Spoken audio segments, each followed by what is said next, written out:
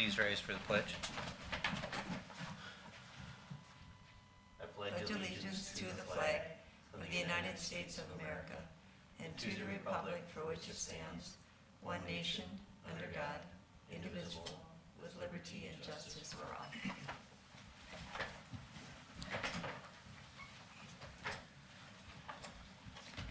All right, we will call the work session to order. We have the agenda in front of us, and the first item on the agenda is procurement policy. Thank you, Mr. Chair. This came up a year ago, and we were working on an update. And then when we had turnover in that position,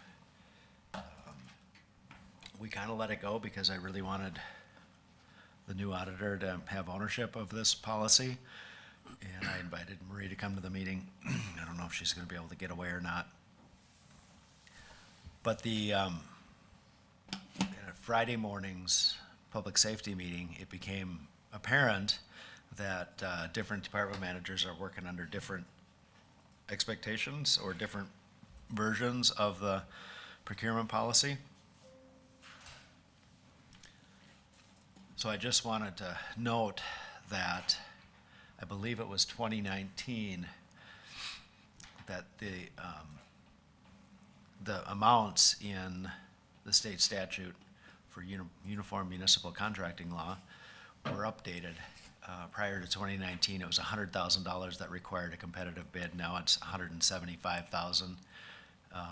25 to 175 require obtaining 2 or more quotations, and under 25,000 is can be either by quotation or by open market. And then this is, the balance of it identifies the use of cooperative purchasing options in lieu of any of these, and then identifies which portions of services this applies to, which is not very many services when you're procuring professional services. It's typically outside the scope of this rule.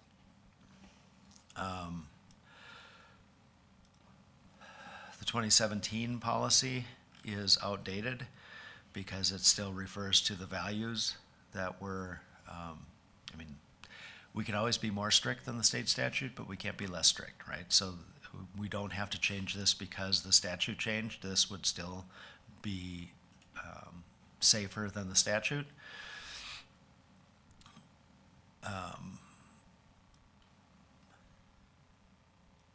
I have a copy of Stearns County, which I think is really well done in here, and covers a lot of the pieces, updates and refers, and includes some pieces that we might want to consider, like the ethics and code of conduct and conflict of interest, delegation of signing authority. We would want to probably make sure that we take into account in ours. We had a draft that we were working on last year, which was an update to our 2017, which had some language changes and changed some of the values, added the lease portion. I think this is pretty close to what we want to bring forward. The issue that we want to take a look at is within the designations, authority levels,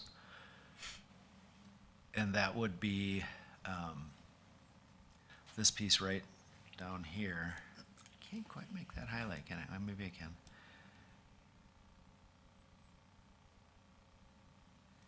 And that is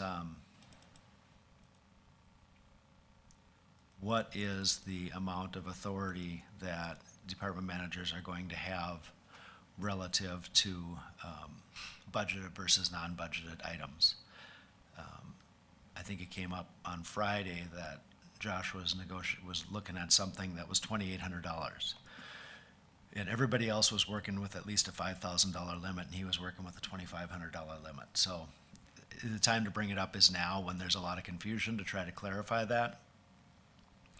It would probably be my recommendation that we do something about $25,000 for budgeted items and $10,000 for non-budgeted items as the limits for department managers. There's other ways that people parse that out. One of the places where that happens is Highway Department is addressed separately in here, that they have some amount of authority relative to the contracts that that have already been approved by the board, that allow them to sign off on changes up to 10% of the value of the contract. Obviously, when they're doing a big project, they're still bringing that project and that bid list to you for approvals, but it gives them authority up to 10% of the changes within that project to do that. So I would say that at least in the places where we're the Highway Department and Public Works, that we would want to consider $25,000 and $10,000 for these items. One example that came up a year and a half ago was a new garage door for the Public Works building. It was $14,000, and they got to stop and wait for the board to make a decision. Well, they're going to replace the garage door, right? And if they had a $25,000 limit, that wouldn't have been a problem, because they've got a lot of money available for, building renovations. So even though it's not specifically, doesn't say we're planning on replacing the garage door, we have money allocated within the budget to take care of repairs like that. So this is something to think about, or the discussion to have today is, do we want to, and my recommendation would be 25 budget and 10,000 non-budget, that we would give to all the department managers. There are counties where it's parsed out, and most of the department managers have a smaller limit than the Highway Department and the Public Works, and the Solid Waste Department.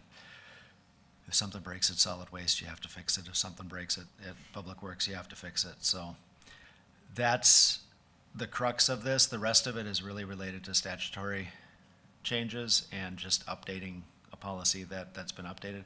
The levels you want us to work with is the conversation I wanted to have today. Yeah, when I first read this, I think this is a good idea, especially with the meeting we had Friday. Like you say, it's like there was 3 different totals people were working off of. And just like Jeff said, a piece of equipment breaks down at Highway or Solid Waste, and things come to a grinding halt, and then they've got to wait for a board meeting to get the okay to get it fixed or something like that. It's I don't want to be micromanaging all the departments, but we've also got to have some control, and I think this gives us a little leeway there, and the department heads especially. Yeah, I think this is probably the best route to go. The only thing, I guess, it would be nice just to be updated occasionally when something like that does happen. A piece of equipment breaks down and there's a major repair, it's a significant cost. Just if we could be informed of when and why that happened, and how it was replaced and remedied. That's really all I have. I was wondering about, the item of 25,000, say a tractor or something like that. But as far as the equipment expense, say that comes out of an item in the budget of that's labeled equipment expense. If that item, if that part of the budget has been spent, well then I think that would need to come to the board then. You're absolutely right. This assumes that if they have $300,000 for repairs, and they have authority to spend up to $2,500 or $25,000, if it's been budgeted, they would still have to have a budget. They wouldn't be able to exceed the budget without board authority in any of these cases. So I think, does that answer your question? Yep, they would have to be using current and available budgeted funds for the purchase. If they wanted to exceed budget, they would still have to ask board authority. Okay. And that would be any amount. If they'd spent their $300,000 and then they came in and they need $1,000, well, then they'd have to come back. and tell you where it's coming from. So this would fine tune some of the things that are currently brought before the board. It would very likely fine tune some things. It would move some things from commissioner warrants to auditor warrants. So you would still always see them come through. You would always have access to that. And we could make sure that there's something in here that, you know, just identifies how we're gonna communicate when things like this come up. It's a big leap for Hubbard County from where we were, but it almost doesn't make sense to go halfway. The only thing that I can see that would make sense is if it's not those departments that have a lot of spending authority, you would go 10 and 5. They could authorize up to $10,000 of budgeted or up to 5,000 of non-budgeted in those situations. But we'd just be changing that in another year when we came up with an example where that didn't make sense for us. And truthfully, outside of those departments where 25 and 10 make sense, there's very few things over hundreds or a few thousands of dollars that come up. We just don't have that. We don't have pots of money for things like that outside of those major departments. And year-to-date budget, budgets are made available to commissioners on a monthly basis. Yep. Continue to do that. Yep.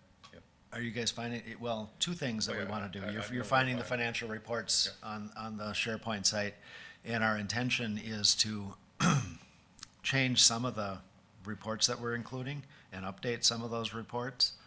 And then Marie will be here doing quarterly updates when she's doing investment updates, picking up where that policy says we're gonna do quarterly updates. And ask, reviewing any questions that people have relative to the financial reports. So yes, you will continue to have access to those. And probably better.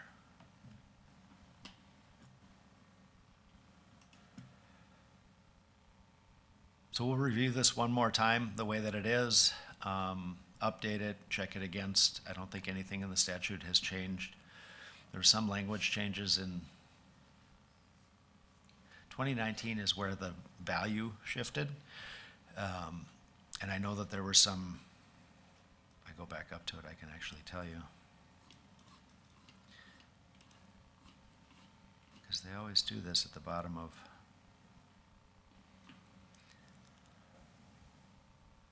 The values were changed. 2023, I'd have to go look and see what changed in 2023 in those sections, but it should bring us current with that. So we'll revise it, go through it a couple more times, and then bring it back at an upcoming meeting. Probably won't be next week. Now, this will cause, we won't see the department heads quite as often, so maybe they can come once in a while just to give updates on things that are going on, because that's a lot of times where we find out. Yep. Well, again, with those larger departments, you're gonna see them for 95% of the things that they're coming to see you for already. This is not gonna change, I don't think, change the amount of times that you see a department manager, really, because the garage door at the highway department, they had 3 other things that they were there that week talking to you about, and that was just kind of an incidental ad at the last minute, right? So I don't think it'll change the amount of times that you see the department managers here. And yes, there are certainly times when we just want to bring them in for an update, and we can try to be, well, I think we do try to do that. VSO will be bringing in for an update. We bring in periodically, and they're never going to meet this threshold, right? And they never have met this threshold, so you'll still get to see them.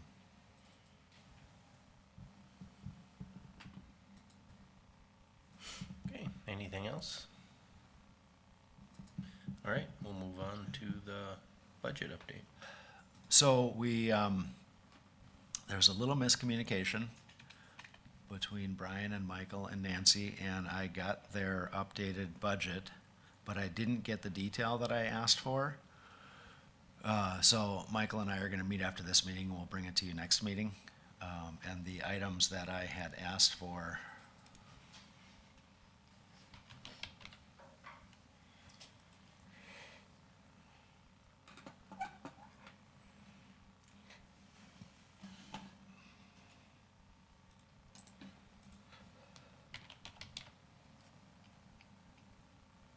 Consent items.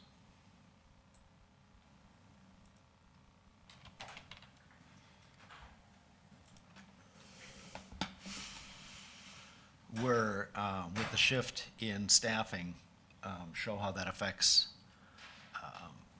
revenue levels, identify what the caseload is after the restructuring, and then provide the county comparisons relative to caseload and relative to our revenue percentages, our recapture percentages, primarily to remind us that even after the changes, we're well within the top third of counties as far as how they're managing their work and how they're getting repaid for their work. So I will get that, and we'll do that next week. But I did want to show a levy summary, and the budget detail is attached to this. If you want a hard copy of the 2026 budget as of Friday or Sunday when I ran it, no, yesterday. We made changes yesterday. You can see that we balanced levy to the preliminary approval number of $22.9 million. You can see that we have some use of fund balance in here, and I'm still working on the details of that. I haven't made the adjustment to staffing percentages that I want to do, so this number is going to come down by half. This one's going to come down almost all the way, and when we do that, we're going to see that,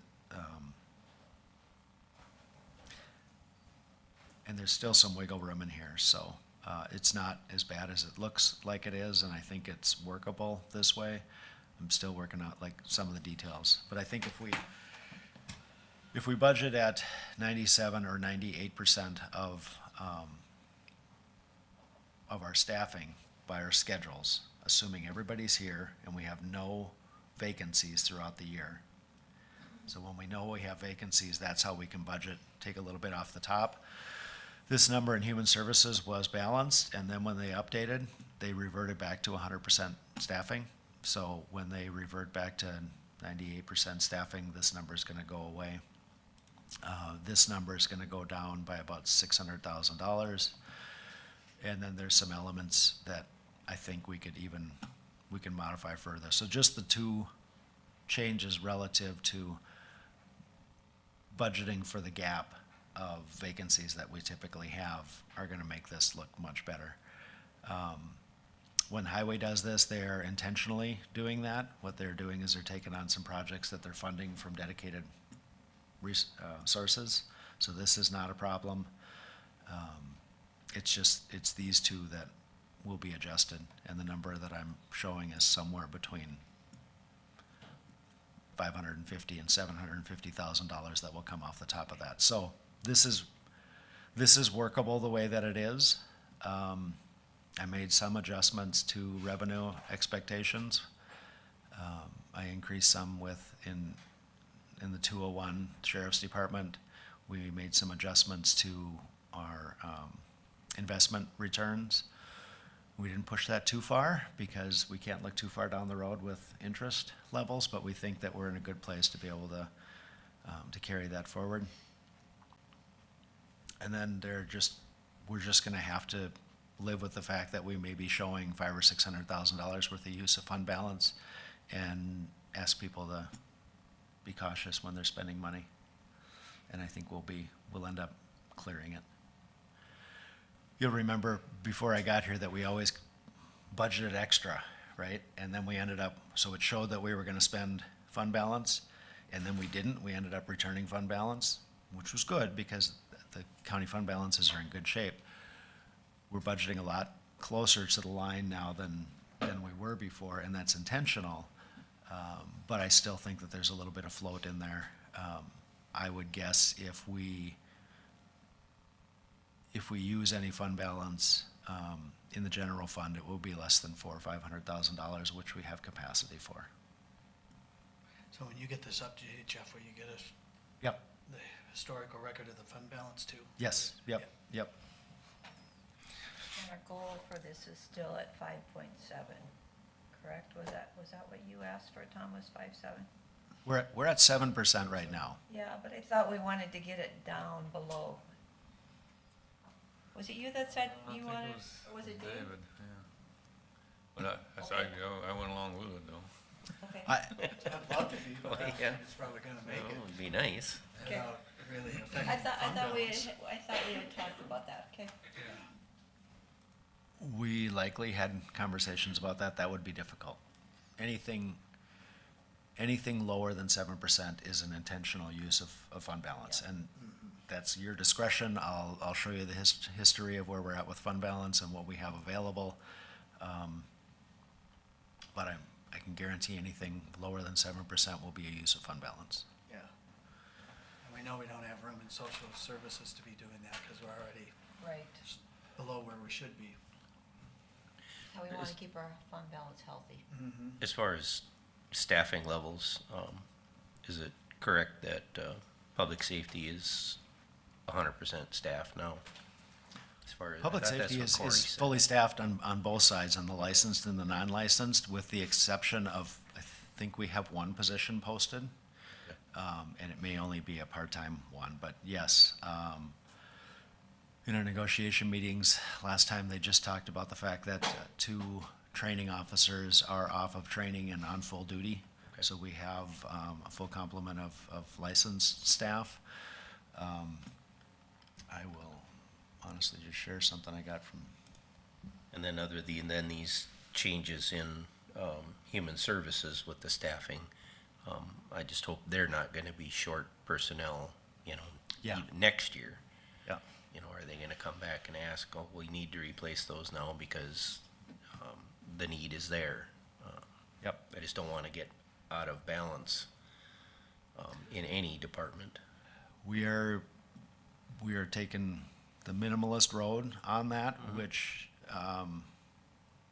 we know that there are counties that are, I know that there are counties that are budgeting an extra % over what they need to set some money aside for what they think is gonna happen in 27 and 28. We're not there, but we know that that's coming.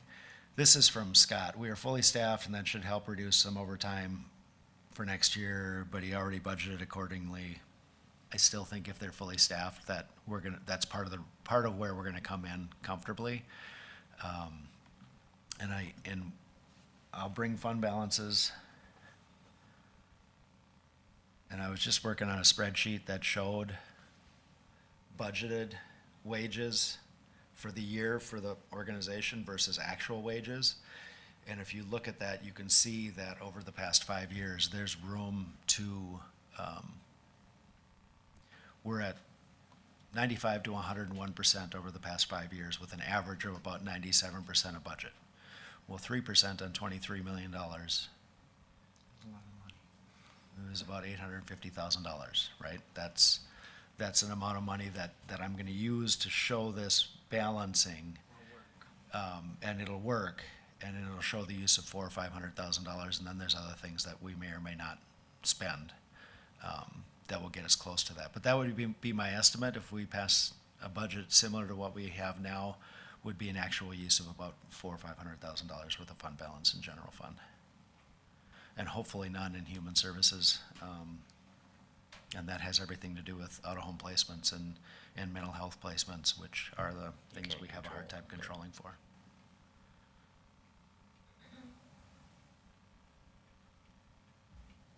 Next week, well, I'm gonna talk to Mike after the meeting today. I don't know if it would be next week or the first week in November, that we come back and really provide the detail on how those changes in human services are actually, show you how those balance the budget.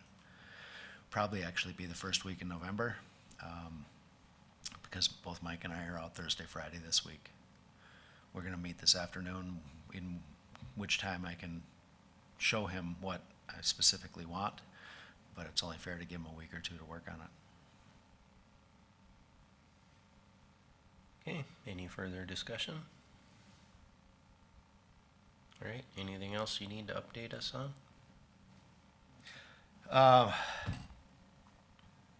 We are going to cancel the 2 negotiating meetings with the 49er group on October 21st because the business agent's father passed away and he needs some time away. Had a conversation with him, and we're gonna reschedule sometime after November 10th with that group. But when you see me cancel those appointments on the 21st, you'll know that it was intentional. So our next scheduled meetings would be Wednesday, the 22nd. And then 10, yeah. everything else on the calendar is the same, but those 2 I'm gonna be canceling. We have, is it next week that we have, no, it's 2 weeks. On the 29th, we have the AMC district meeting in Beltrami County. I think that's all I'm aware of at this point in time.